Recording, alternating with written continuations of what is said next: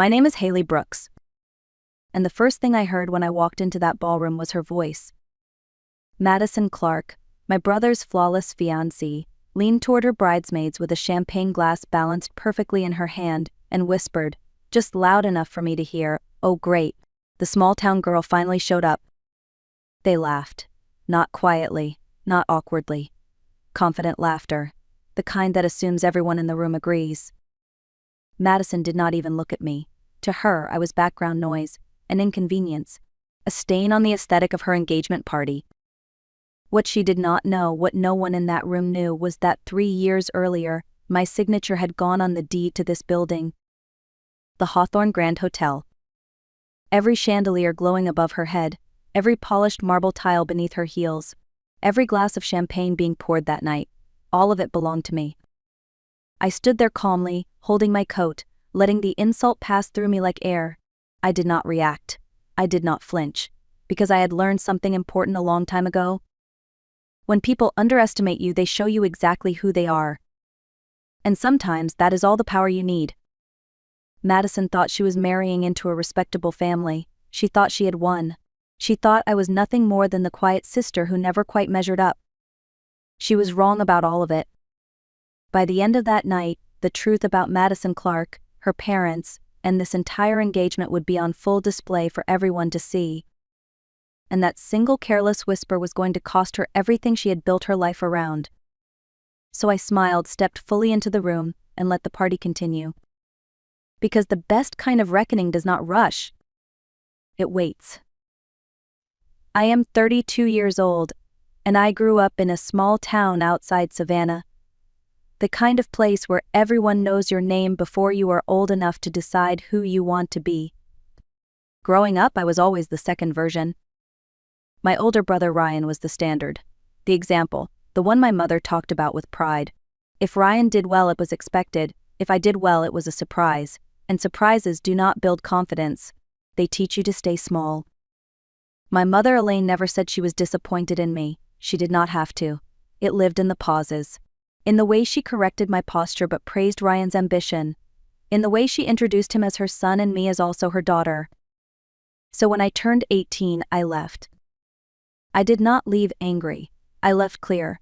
I packed one suitcase, took the first job I could find, and promised myself I would never again beg for space in a room that did not want me. The first years were not glamorous. I shared a tiny apartment with 2 other women. I worked double shifts. I learned how to stretch a paycheck until it nearly snapped. I ate the same meals over and over because they were cheap and filling. My first real job was in housekeeping at a small boutique hotel. I cleaned rooms quietly while guests slept late. I paid attention. I noticed how the front desk handled problems. I watched how managers spoke to staff and how guests responded. I asked questions when no one was watching. I moved to the front desk, then to operations, then to management. I saved everything I could. I read about real estate late at night. I made careful investments. I took risks only when I understood them. Nothing flashy, nothing reckless. At 28, I bought my first small property. At 30, I owned 3. By 31, I had built Harbor Light Hospitality, a quiet company that focused on boutique hotels with loyal staff and steady returns.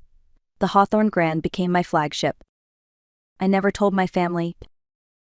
Not because I wanted to punish them, but because success changes the way people look at you, and I had spent my entire life being looked at in ways that made me shrink. Staying quiet felt safer. They thought I was struggling. They thought I was getting by. They never asked. And I never corrected them. Because when you grow up learning that love is conditional, you learn to protect the parts of yourself that matter most. And that night, standing in my own hotel while being dismissed as irrelevant, I realized something. Staying quiet had kept me safe. But it was not going to keep my family safe. And that was about to matter. The engagement party looked exactly like Madison Clark. Perfect on the surface. Polished. Excessive in a way that tried very hard to look effortless. White flowers everywhere. Crystal glasses lined up with military precision. Soft music floating through the room.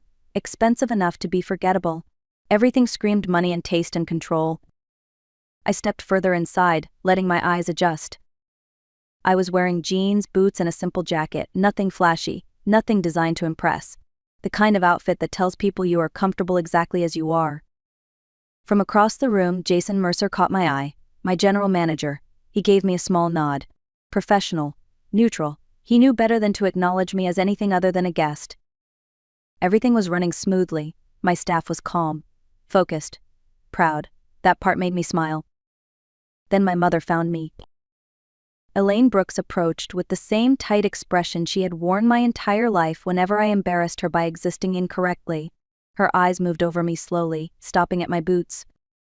She smiled, but it did not reach her eyes. She said it was nice that I could make it. Her tone suggested it had been inconvenient. Then she asked why I could not have dressed a little more appropriately. She reminded me that Madison's family was very refined. She emphasized the word refined, like it was a lesson I had failed to study. I told her I came straight from work. That was true. Was true. I just did not explain what work meant. Elaine sighed, the familiar sound of disappointment wrapped in patience. She told me to try not to stand out tonight. Then she turned and disappeared back into the crowd. 20 seconds. That was all it took to feel 12 years old again. I watched Madison from across the room. She was working the crowd like a professional.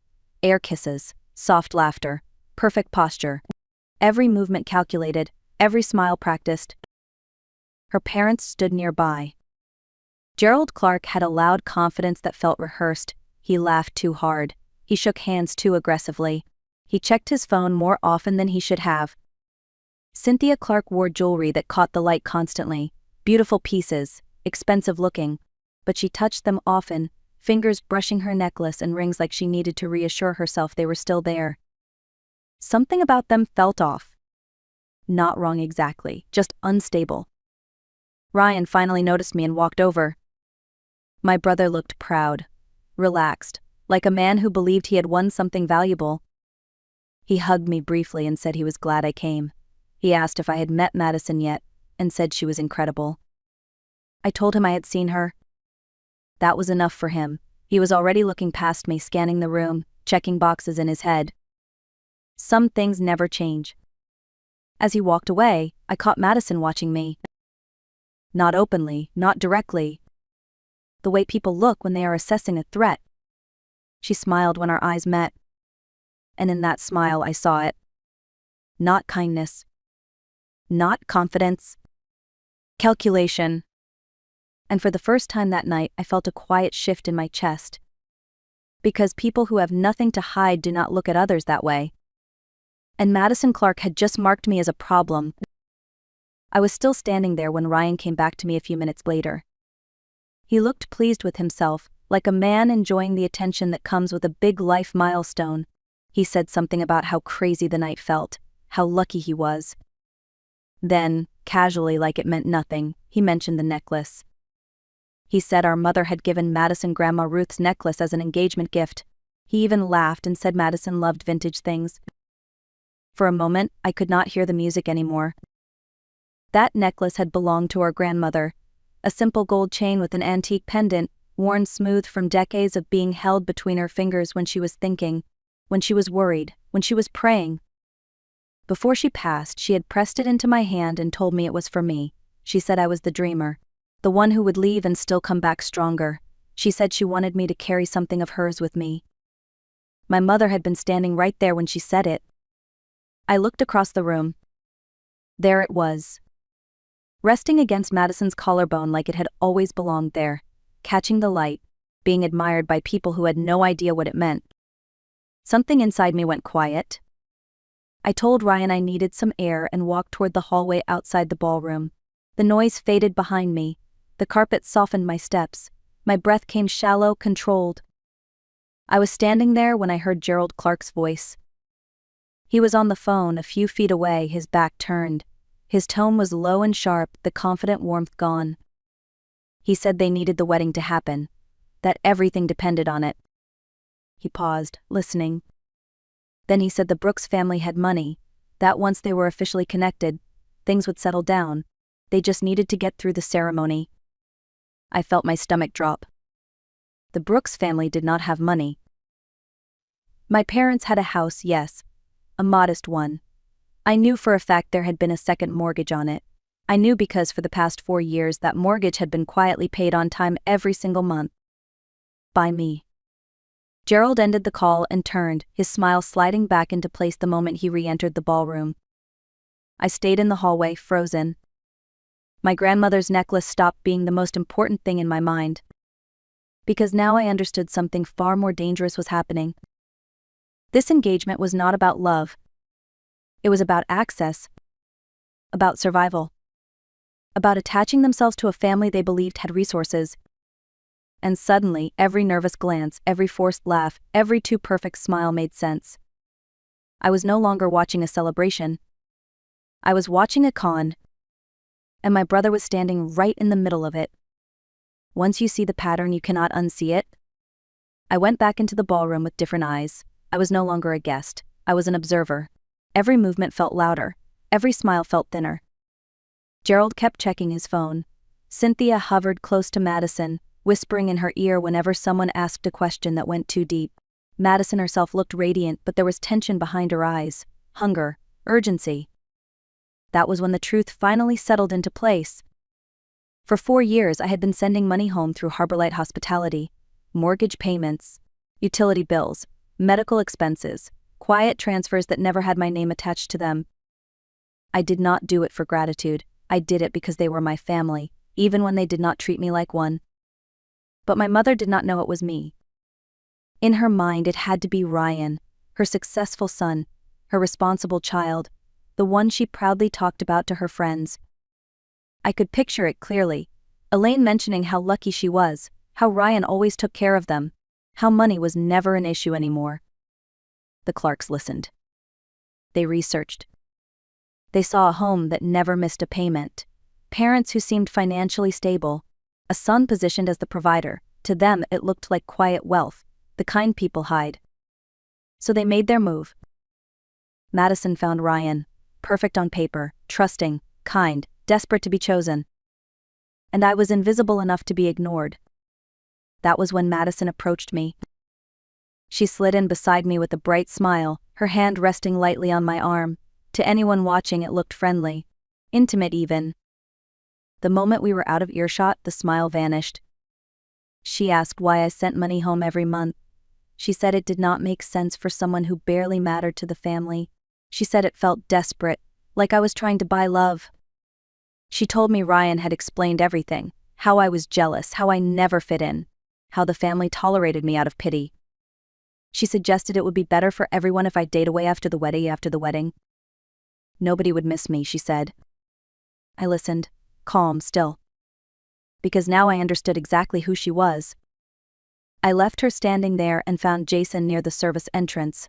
I asked him to quietly pull public records on the Clark family. Business filings, lawsuits, anything unusual. He did not ask questions, he never did. When he returned, his face had changed. There were shell companies, dissolved partnerships, civil complaints quietly settled and buried, patterns that repeated across different states. This was not just a bad feeling anymore. It was confirmation. I stepped outside, took out my phone and made 2 calls. First to my lawyer. Then to a forensic accountant I trusted. Because when the truth threatens your family, guessing is not enough. You make sure. The first call came back from Priya Shah. Her voice was steady, but there was an edge to it. The sound of someone who had found exactly what they expected and something worse underneath. She told me the Clark name did not exist the way they claimed. She had traced similar patterns in another state under different identities. Same structure, same flow of money, same disappearing act right before collapse. Madison Clark was not Madison Clark. Her real name was Tiffany Reed. And Gerald and Cynthia were not her parents. They were partners, long-term, experienced. They had been running the same scheme for years, changing names and locations just before everything fell apart. This engagement was not a celebration. It was an exit strategy. I sat in my car in the parking garage for a moment, letting the engine idle. The concrete walls felt colder than the ballroom. Safer. Then my lawyer Lucy Hart called. She confirmed everything. Federal investigators had been tracking this group for months. They kept slipping through jurisdiction gaps, moving just fast enough to stay ahead. Until now.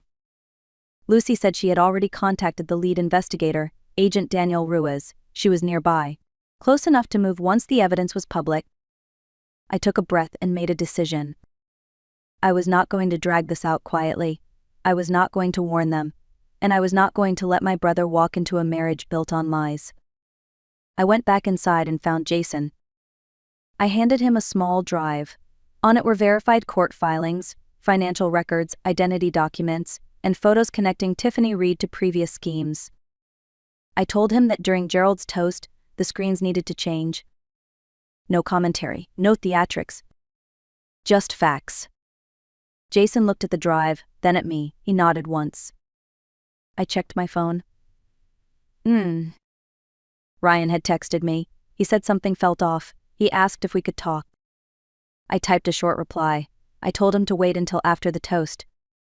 Because if I spoke now, he might warn her, and if he warned her, she would disappear. Some truths need witnesses. I took my place near the back of the room. The music softened. Glasses were raised. The clock on my phone ticked closer to 9.